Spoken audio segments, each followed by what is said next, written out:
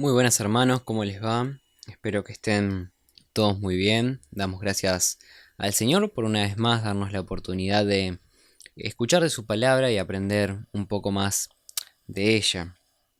Bien, como vimos el miércoles pasado, estamos en este mes viendo los milagros del Señor Jesús. Y en esta oportunidad nos toca la alimentación de los 5000. Eh, como dato curioso sobre este milagro, como saben, la vida del Señor Jesús está relatada en los cuatro evangelios: Mateo, Marcos, Lucas y Juan. Cada uno de ellos toca, eh, o tiene, mejor dicho, un enfoque distinto con respecto a la vida del Señor Jesús, a los milagros, a cómo relata, cómo, digamos, deja una enseñanza, ¿no? Cada uno de los momentos en la vida del Señor Jesús. Y hay también partes de la vida que están relatados tal vez en un evangelio y en otro no. Pero justamente la alimentación de los 5000 es el único milagro del Señor Jesús que aparece relatado en los cuatro evangelios. Esto me llamó mucho la atención porque me di cuenta que por medio de leer la historia en los cuatro evangelios, cada uno de los que fueron inspirados por Dios para poder escribir estos libros, vieron algo muy importante en este milagro, ¿no? Y vi como cada uno lo tomó desde un enfoque distinto, ¿sí? Para los que anotan y después tal vez quieren tomarse el tiempito para poder leerlo en cada uno de los evangelios, este milagro se encuentra en Mateo en el capítulo 14, versículo 13 al 21, en Marcos capítulo 6, versículo 30 al 44, en Lucas capítulo 9, versículo 10 al 17 y en Juan capítulo 6, versículo 1 al 15. ¿Sí? Nosotros ahora vamos a leerlo en Juan porque me llamó mucho la atención de cómo Juan da varios detallitos importantes que nos pueden ayudar a sacar algunas cositas más para nuestra vida, ¿sí? De igual forma vamos a volver también en algunos detalles que dan los otros evangelios. Pero vamos a leer ahora en Juan capítulo 6, versículo 1 dice: Después de esto Jesús fue al otro lado del mar de Galilea, el de Tiberias, y le seguía gran multitud porque veían las señales que hacían los enfermos. Entonces subió Jesús a un monte y se sentó allí con sus discípulos. Y estaba cerca la Pascua, la fiesta de los judíos, cuando alzó Jesús los ojos y vio que había venido a él gran multitud. Dijo a Felipe: ¿De dónde compraremos pan para que coman estos?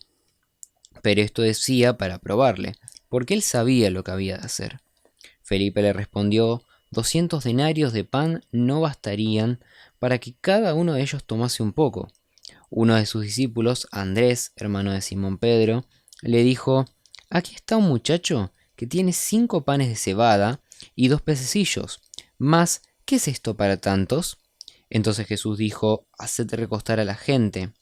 Y había mucha hierba en aquel lugar, y se recostaron como en número de 5000 varones.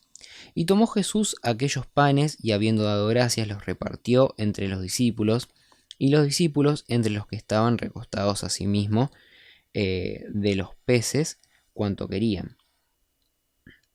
Y cuando se hubieron saciado, dijo a sus discípulos: Recoged los pedazos que sobraron, para que no se pierda nada. Recogieron pues, y llenaron 12 cestas de pedazos que de los 5 panes de cebada sobraron a los que habían comido.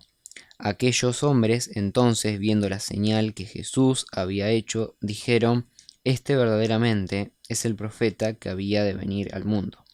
Pero entendiendo Jesús que iban a venir para apoderarse de él y hacerle rey, volvió a retirarse al monte él solo. Que el Señor bendiga su palabra, ¿no? Em, en otros de los evangelios, al principio del relato, nos aclaran que el Señor Jesús, antes de realizar este milagro, se tomó el tiempo de enseñarle a aquella multitud que estaba allí en el monte con ellos, también de sanar a los enfermos. Entonces vemos que toda esta multitud lo seguía por una razón. Lo seguía porque veían a alguien que estaba dando enseñanzas que ninguno otro había dado. Veían a alguien que estaba curando enfermos, que estaba haciendo milagros como ninguna otra persona había hecho hasta ese entonces. Entonces lo seguían porque tal vez tenían familiares que estaban enfermos, que tenían algún problema que la medicina de ese entonces no podía curar, entonces los llevaban ante el Señor Jesús em, para que pudiera curarlos, como aquel paralítico que hizo que caminara, como aquel ciego que hizo que pudiera ver, como así tantos otros milagros que pudo hacer el Señor Jesús, como aquellas tantas enfermedades que pudo curar, así esta gente quería que hagan con ellos, ¿no? Entonces vemos una necesidad de aprender, una necesidad de un Señor, de alguien que pudieran seguir, ¿no? Y es acá donde yo veo una de las primeras cosas que quiero recalcar eh, de esta historia, y es la compasión del Señor Jesús. En Mateo y en Marcos justamente lo detallan esto, dicen que el Señor tuvo compasión de aquella multitud. Marcos lo describe como que el Señor vio a esta multitud y los veía como ovejas sin un pastor. Y vemos cómo esta gente tenía una necesidad. Y es acá donde yo me pongo a ver la necesidad de ahora, de este tiempo. ¿Cuánta gente está con la necesidad de un pastor? Pero de un pastor que guíe verdaderamente sus vidas. Mucha gente hoy día puede estar siguiendo personas, ídolos, tal vez ideologías que están muy alejadas de ser algo que se asemeje a la palabra, que se asemeje a lo que Dios quiere. Cómo esta gente necesita un pastor y cómo a veces nosotros no somos movidos a compasión. El Señor Jesús vio una necesidad y nosotros hoy día vemos la necesidad también de la gente que nos rodea, pero muchas veces nuestra compasión es muy vaga. Muchas veces vemos la televisión, vemos estas personas que están a favor de cosas que transgreden la ley del Señor, transgreden la palabra de Dios, ¿no?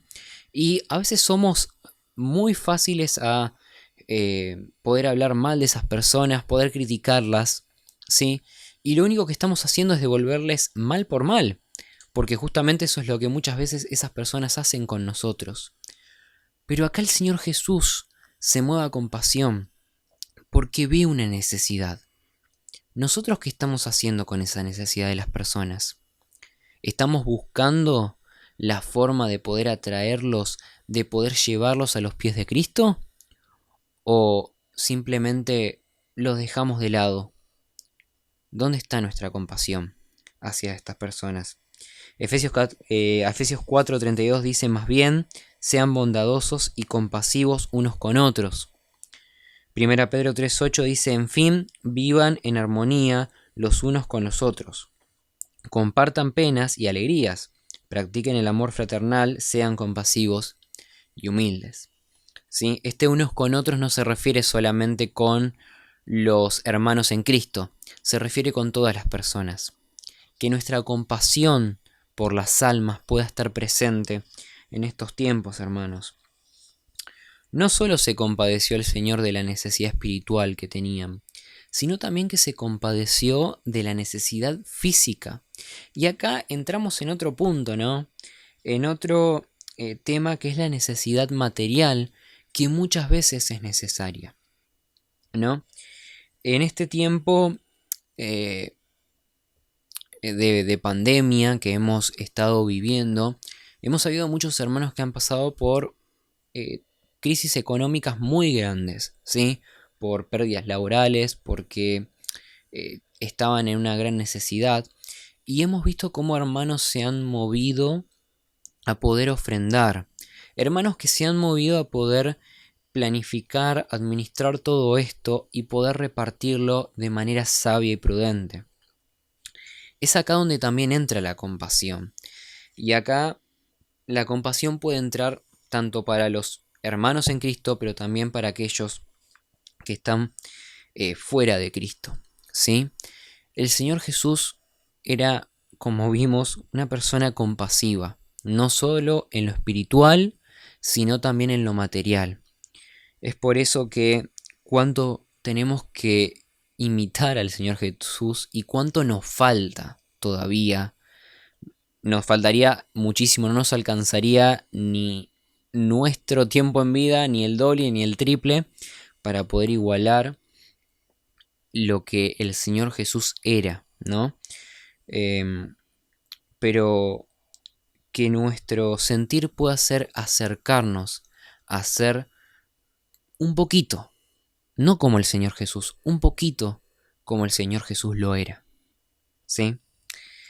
Seguimos leyendo y vimos que el Señor Jesús habla con sus discípulos, ¿no? En primer lugar con Felipe, y le dice a Felipe, ¿cómo vamos a darle de comer a todos ellos? El Señor Jesús ya sabía lo que iba a pasar, ya sabía lo que iba a hacer, pero estaba probándolo. Felipe le dice, ni con la plata que tenemos podemos darle de comer a tanta gente. Y acá es donde entra una persona que aparece en este momento y que solamente lo describe Juan, que después ya no lo vamos a leer en ningún otro momento, que es este muchacho, ¿no? No sabemos si era un niño, no sabemos si era un joven, acá lo describe como un muchacho, ¿sí? No sabemos la edad que tenía, pero sabemos que él tenía una viandita, ¿sí? Como le diríamos hoy, ¿no? Una viandita, que sería para su tarde, ¿no? Para poder comer. Bueno, él viene ante el Señor Jesús. Viene ante esta persona que él estaba viendo, que hacía milagros, que enseñaba cosas, ¿no? Sobre el reino de Dios. Viene ante él y le da todo lo que tenía. Y es acá donde entra el segundo tema que quiero recalcar de esta historia, que es la fe. ¿Cuánta fe tuvo este muchacho en esta persona que apenas conocía? Vimos al principio que toda esta multitud seguía al Señor Jesús porque quería ver lo que estaba haciendo. Quería ver lo que... quería comprobar con sus propios ojos lo que tal vez muchos estaban diciendo, que estaba haciendo milagros, que curaba enfermos, entonces querían verlo. Entonces querían una prueba de fe. Y como vemos en la palabra de Dios, como dice 2 Corintios 5:7, vivimos por fe y no por vista. Esta gente necesitaba ver para creer. Pero recalco lo de este muchacho, ¿no? Porque este muchacho no le dijo al Señor Jesús, mirá, no es que desconfíe, ¿no? Pero te doy un pan y vos multiplica, y vos hace algo. Si yo veo que vos hace algo, te doy el resto. No, este muchacho no fue así, ¿no? Tal vez lo digo de una forma cómica, ¿no? Pero este muchacho no fue así. Le dio todo lo que tenía, dejó todo en manos del Señor Jesús, porque sabía que Él iba a hacer algo para poder alimentar a toda esta gente. Sabía que Él tenía poder para hacer lo que quisiese. Y sabía que Él iba a poder alimentar a estas más de 20.000 personas muy probablemente. Que esto no lo dije, pero acá la Biblia nos dice que eran 5.000 varones, ¿sí? Pero acá no están contando ni a las mujeres ni a los niños, por lo cual tranquilamente el número podría superar hasta las 20.000 personas, ¿sí? Entonces recalco la fe de este muchacho, ¿no? Y muchas veces cómo nos hace falta tener esa fe en el Señor Jesús. Muchas veces necesitamos ver números, necesitamos ver materiales, necesitamos ver cosas, pero nos hace falta más fe, ¿no? Como este muchacho, ¿no? Dice Santiago 1:6, pero que pida con fe sin dudar, porque quien duda es como las olas del mar, agitadas y llevadas de un lado a otro por el viento. Esto me hace acordar mucho a cuando el Señor Jesús camina sobre las aguas y Pedro quiere ir hacia él, pero empieza a dudar, ¿no? Y empieza a hundirse. ¿Cuánta fe nos hace falta, hermanos? Fe como la de este muchacho que dio todo para el Señor Jesús, ¿no? Y pienso un poco también en los discípulos, ¿no? Porque los discípulos ya venían viendo los milagros que el Señor Jesús estaba haciendo, ¿no? Veían el poder que el Señor Jesús tenía, veían cómo Él sanaba enfermos y seguían dudando aún así del poder del Señor, ¿no? Felipe dice, no tenemos plata, pero nunca dijo, Señor, ¿vos podrás hacer algo? ¿Podés hacer algo para alimentar a tanta gente? No pensó en ello. De hecho, algo que también me llamó mucho la atención, en Mateo y en Marcos, luego de esta historia, un tiempo después, se relata otra historia, que es la alimentación de los 4000, ¿no? Y en esta ocasión los discípulos vuelven a preguntarse, ¿qué vamos a hacer para alimentar a tanta gente? ¿No? El pasaje dice que los discípulos decían, decirles que se vayan para que vayan a aldeas vecinas a comprar comida, para que puedan comer, para que no se mueran de hambre, ¿no? Pero es acá donde yo entro en duda, ¿no? Y digo, ¿ya vieron el milagro de este milagro de que el Señor multiplica la comida? ¿Por qué dudan de vuelta? ¿No? Es acá donde vemos que aún los que estaban con ellos necesitaban fe en el Señor Jesús. Y hoy que nosotros no vemos los milagros del Señor Jesús, nos hace falta muchísima más fe que aquellos discípulos que sí lo veían. Creemos en esto, creemos en esta palabra, ¿no? Creemos en lo que leemos, en lo que no hemos visto. Que podamos tener la fe de aquel muchacho que entregó todo al Señor Jesús y lo dejó todo en sus manos, ¿no? Y el Señor Jesús dio, multiplicó para darle de comer a todos y dio aún más de lo que necesitaban, ¿no? Y es así con nosotros.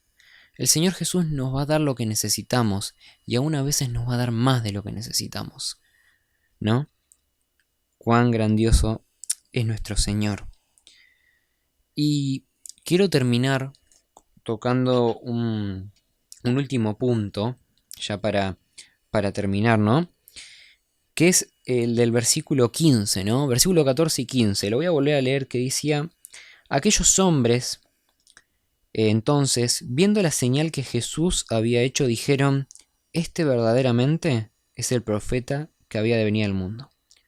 Pero entendiendo Jesús que iban a venir a apoderarse de él y a hacerle rey, volvió a retirarse al monte, él solo. Y es acá donde me llamó mucho la atención estos últimos dos versículos, ¿no? Esta gente vio a un rey, vio a un libertador, a alguien que iba a levantarse para terminar con todo el imperio que los estaba oprimiendo, ¿no? Que iba a liberarlos de la esclavitud. Y el Señor Jesús se dio cuenta de esto. ¿Y qué hizo? Se apartó. Se fue a un lado. Porque Él tenía que cumplir la voluntad de su Señor, ¿no? Cómo esta gente se inclinó tal vez a lo político, a lo social, pero el Señor Jesús estaba buscando otra cosa, que era liberar sus almas. Por eso tenía que seguir la voluntad del Padre. Entonces, a pesar de que el Señor Jesús sabía lo que iba a sufrir, sabía lo que iba a pasar, se sometió a esa voluntad. Como a veces nosotros también inclinamos, ¿no?, las cosas del Señor a nuestros propios deseos, ¿no? Dice una frase que ahora voy a parafrasear porque se me vino ahora a la cabeza, que una cosa es hacer la voluntad del Señor y otra cosa es utilizar su nombre para hacer nuestra propia voluntad. Esta gente quería hacer su propia voluntad, ¿no? Tal vez veía un libertador, alguien poderoso que podría liberarlos en un segundo, ¿no? Me hace recordar a una película reciente, ¿no? De superhéroes, esto. Pero justamente, ¿no? De un chasquido podría tranquilamente liberarlos. Pero el Señor Jesús tenía otro plan. Y como dije, a pesar de que sabía que iba a sufrir, Él lo iba a hacer. Y muchas veces nosotros, por ahorrarnos un sufrimiento, no queremos hacer la voluntad de Dios.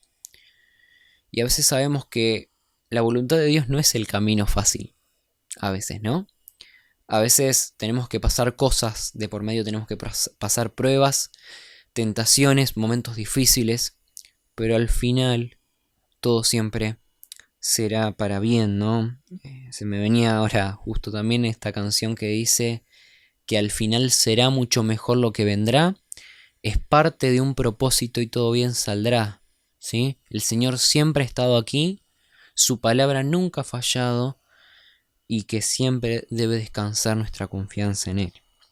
Dice la palabra en Salmo 48, hacer tu voluntad, Dios mío, me agrada, tu ley la llevo dentro de mí, decía el salmista, ¿no? Y en Salmo 143, 10 dice, tú eres mi Dios, enséñame a hacer tu voluntad, y que tú, buen espíritu, me guíe por caminos rectos. Hermanos, para finalizar, ¿no? Este pensamiento, que podamos en este nuevo año ser compasivos.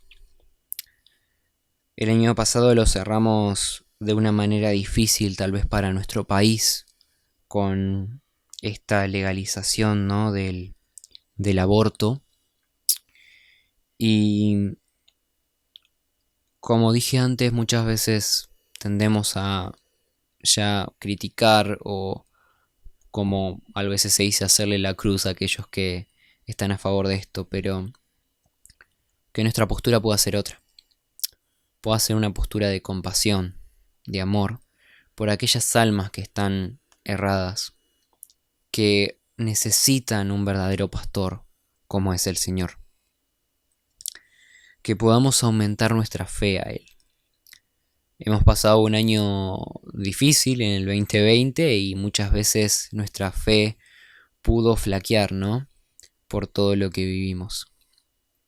Que podamos aumentar nuestra fe, nuestra dependencia hacia el Señor, sabiendo que fuera de Él nada podemos hacer, pero con Él todo nos es posible. Y por último, seguir su voluntad. A veces es difícil, a veces los caminos son sinuosos, ¿no? Son a veces que no vemos la meta, pero tenemos que confiar en que está. Esa meta está. El Señor Jesús tiene un propósito hermoso para vos y para mí. Y aunque el camino sea difícil, aunque el camino tenga sus pruebas, sus tentaciones, el Señor siempre va a estar con nosotros y nos va a hacer llegar a la meta. Que el Señor pueda multiplicar las bendiciones en este nuevo año para cada uno de nosotros. Que podamos practicar la compasión, la fe y la dependencia hacia la voluntad del Señor. Amén.